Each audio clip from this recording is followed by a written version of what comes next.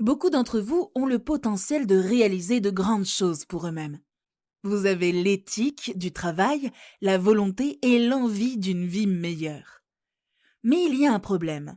Vous n'êtes pas assez intelligent pour relier tous les points. Vous ne savez pas exactement par où commencer et aucune motivation ou confiance ne changera cela. C'est le sujet de cette vidéo.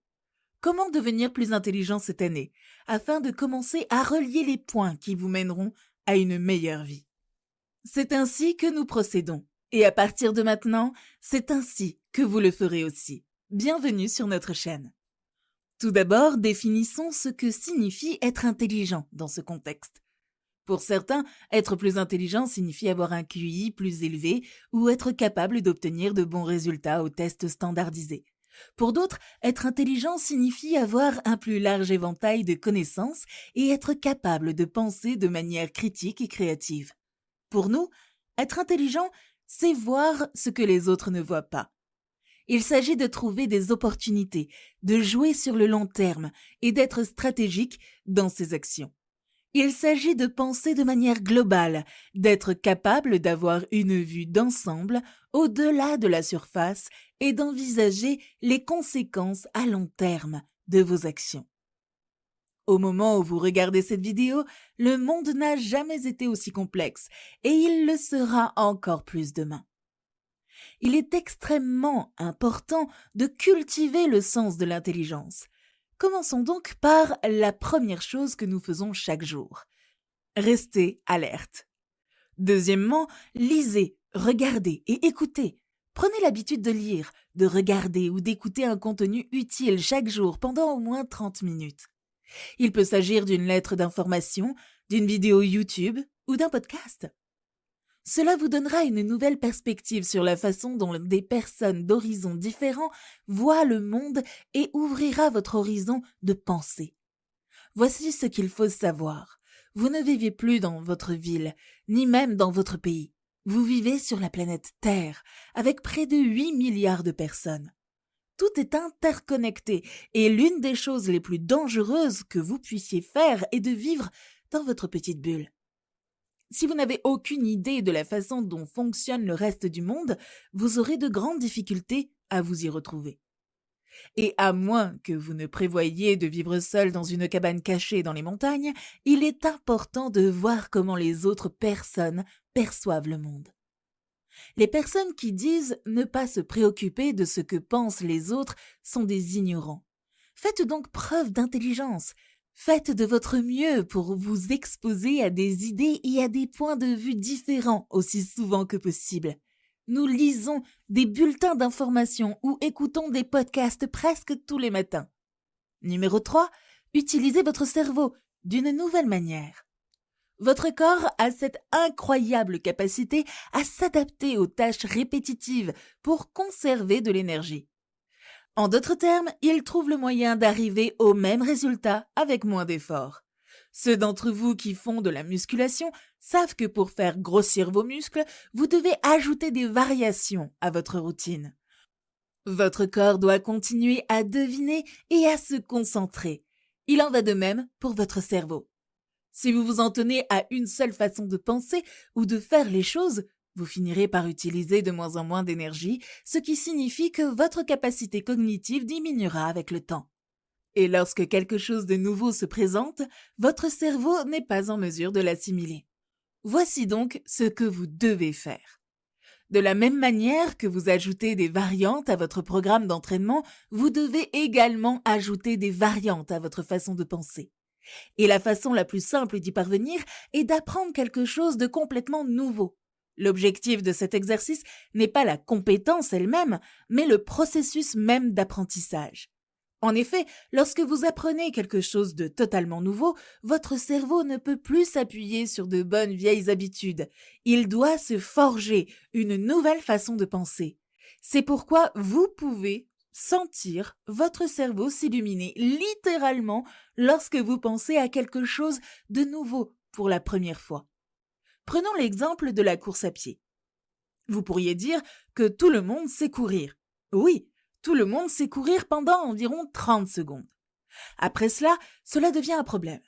Il y a de bonnes et de mauvaises façons de courir. De votre respiration à la façon dont vous frappez la chaussée, c'est tout un ensemble de compétences. Et votre cerveau ne sait pas comment lire votre corps et y répondre. Vous n'avez pas encore développé cette façon de penser. Donc, pour votre deuxième exercice, choisissez une nouvelle compétence et pratiquez-la jusqu'à ce que vous puissiez dire en toute confiance que vous pouvez le faire. Cela devrait vous prendre entre 3 et 6 mois. Numéro 4. Entourez-vous de personnes intelligentes. Recherchez des conversations et des relations avec des personnes plus compétentes que vous. Cela vous permettra d'élever le niveau de votre propre façon de penser. Lorsque vous fréquentez des personnes plus compétentes que vous vous rendez compte d'une chose essentielle. Vous vous rendez compte que ce qui vous semble incroyablement difficile est extrêmement facile pour les autres, et inversement. L'intérêt de cette constatation est de comprendre pourquoi il en est ainsi. Le plus souvent, vous découvrirez que la raison pour laquelle vous n'arrivez pas à faire quelque chose est votre propre manque de confiance en vous. Vous pensez que vous ne pouvez pas le faire et c'est tout. S'entourer de personnes intelligentes élargit votre perspective, vous donne une base de travail et, dans de nombreux cas, un moyen d'y parvenir. Toujours à ce sujet, une erreur que nous avons vue commise par quelques personnes est d'abandonner leurs amis de longue date à la recherche d'un groupe social d'un calibre supérieur. Ne soyez pas ce genre de personne. Au lieu de cela, choisissez simplement de vous présenter à quelqu'un que vous trouvez intéressant. Alors, pour votre prochain exercice, la prochaine fois que vous rencontrerez quelqu'un que vous considérez comme intelligent, présentez-vous. Nous pourrions consacrer une vidéo à ce sujet. Numéro 5. Demandez. Ne vous interrogez pas. L'exercice le plus simple et probablement le plus négligé pour devenir plus intelligent est de poser des questions. Trop de gens restent bloqués sur la question « je me demande comment » et ne parviennent jamais à le découvrir. Vous vous demandez comment quelque chose fonctionne. Posez des questions. Vous vous demandez comment quelque chose a fait cela. Posez la question. Les personnes sincères n'auront aucun mal à vous répondre. La curiosité permet de garder l'esprit en éveil. Voici donc ce que vous devez faire pour votre prochain exercice. Surveillez vos pensées et la prochaine fois que vous vous dites « je me demande comment », faites-le immédiatement en vous renseignant. Numéro 6. Allez au fond des choses quand c'est nécessaire. L'un des plus grands problèmes quotidiens auxquels la société est actuellement confrontée est la connaissance superficielle. Aujourd'hui, l'information est diffusée sous forme d'appât à clics. Tout le monde veut devenir viral et s'empresse de publier quelque chose qui semble aussi sensationnel que possible.